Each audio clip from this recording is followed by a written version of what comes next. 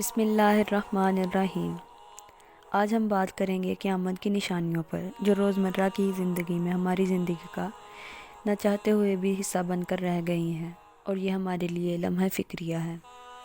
آئیے دیکھتے ہیں وہ کون سی نشانیاں ہیں۔ حضرت سہل بن سعد رضی اللہ تعالی عنہ سے روایت ہے کہ رسول اللہ صلی اللہ علیہ وآلہ وسلم نے فرمایا، آخری زمانے میں حذف، قذف اور مسخ۔ حذف زمین میں دنسا دینا، قذف پتھروں کی بارش اور مسخ چہروں کا بدل دیا جانا ہوگا۔ کہا گیا، یا رسول اللہ یہ ایسا کب ہوگا؟ فرمایا، جب گانا بجانے کے آلات اور گانے والیوں کا ظہور ہوگا۔ اس علامت میں سے بہت کچھ تو سابقہ زمانوں میں ظاہر ہو چکا ہے، مگر آج تو یہ چیزیں مزید پھیل چکی ہیں۔ چنانچہ اس زمانے میں طرح طرح کے گانے بجانے کے آلات منظر عام پر آئے اور بری طرح پھیل گئے۔ گانے والے مرد اور عورتوں کی تعداد میں خاصا اضافہ ہوا۔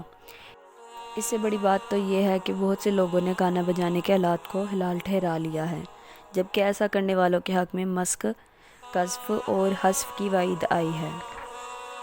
ہشام بن عمار فرماتے ہیں کہ ہم سے صادقہ بن خالد نے فرمایا کہ انہوں نے نبی کریم صلی اللہ علیہ وآلہ وسلم کو فرماتے ہوئے سنا کہ میری امت میں کچھ ایسے لوگ ہوں گے جو شرمگاہ، ریشم، شراب اور گانے بجانے کے آلات کو حلال کر لیں گے۔ کچھ لوگ ایک پہاڑ کے بازو میں اتریں گے، ان کا چرواہا شام کو ان کے پاس ان کے جانور لائے گا۔ ان کے پاس فقیر کسی حاجت سے آئے گا تو وہ کہیں گے کہ ہمارے پاس کل واپس آنا، پھر اللہ تعالیٰ راتوں رات ان پر پہاڑ گرا کر ان کو ہلاک کر دے گا، اور کچھ لوگوں کو جو پہاڑ کے نیچے سے بچ جائیں گے قیامت تک کے لیے ان کو بندروں اور سوروں کے شکلوں میں تبدیل کر دے گا۔ نمبر 2، اس امت میں شراب نوشی کا رواج ہو چکا ہے اور اس کا نام بدل بدل کر رکھا جا رہا ہے، اور سب سے بڑی مصیبت تو یہ ہے کہ بعض لوگوں نے اسے حلال کر لیا ہے، اور یہی قیامت کی نشانیوں میں سے ہے۔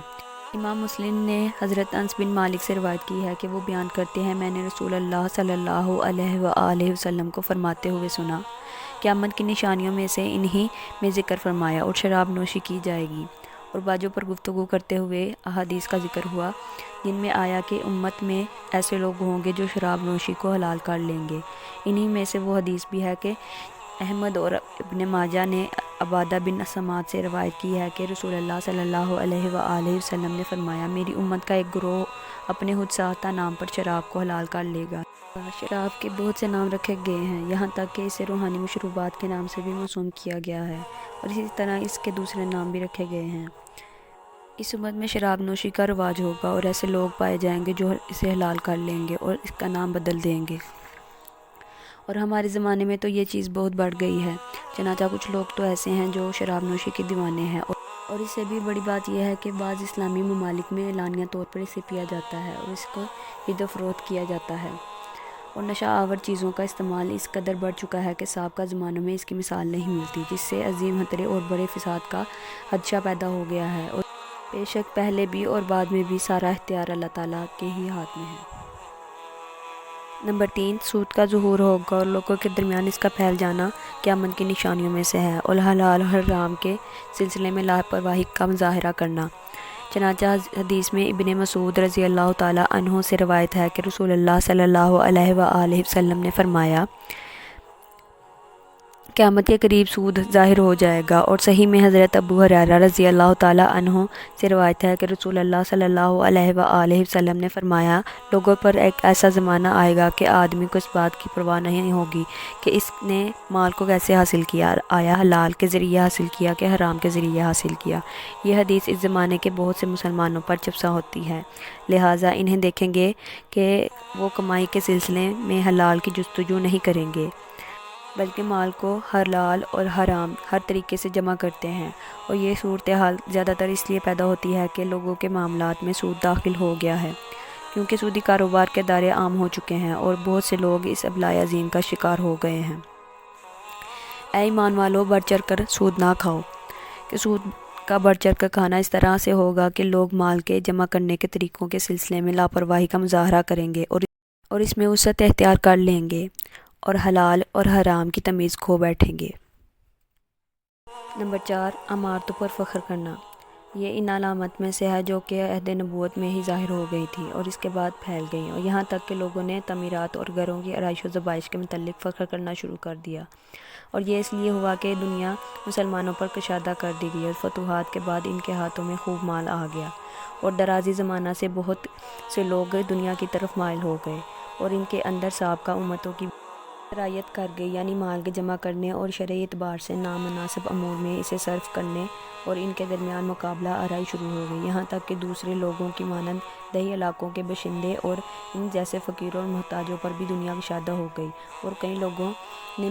کئی منزلیں عمارتیں بنانے شروع کر دی، اور اس سلسلے میں ان کے درمیان مقابلہ بازی شروع ہو گئی اور بازار گرم ہو گیا۔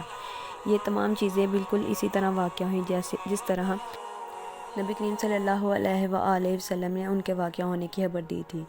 حضرت ابو ہریرہ رضی اللہ تعالیٰ عنہ سے روایت ہے کہ نبی کریم صلی اللہ علیہ وآلہ وسلم نے اس وقت جبرائیل علیہ السلام سے فرمایا تھا کہ جب انہوں نے ان سے قیامت کے آنے کے وقت کے بارے میں سوال کیا تھا، لیکن میں تم سے اس کی نشانیاں بیان کروں گا۔ انہی میں فرمایا، جب بکریوں کے چرواہے عمارتوں میں فخر کریں گے تو قیامت کی نشانیوں میں سے ہے۔ اور مسلم کی ایک روایت میں ہے، اور تم دیکھو کہ ننگے پاؤں اور ننگے بدن بکریاں چرانے والے محتاج لوگ عمارتوں پر فخر کرنے لگیں گے۔ امام احمد کی ایک روایت ہے کہ ابن عباس رضی اللہ تعالیٰ عنہما سے مروی ہے کہ انہوں نے کہا کہ اے اللہ کے رسول صلی اللہ علیہ وآلہ وسلم، ننگے بھوکے اور محتاج بکریوں والے کون ہیں؟ فرمایا، عرب۔ اس زمانے میں یہ چیز واضح طور پر ظاہر ہو چکی ہے کہ لوگ عمارتوں میں اظہار برتری کرنے لگے ہیں اور ان کی آرائش و زیبائش میں فخر کرنے لگے ہیں، بلکہ معاملہ یہاں تک جا پہنچا ہے کہ لوگ آسمان سے باتیں کرنے والی عمارتیں بنا رہے ہیں جو دنیا کے مختلف ممالک امریکہ وغیرہ میں مشہور ہیں۔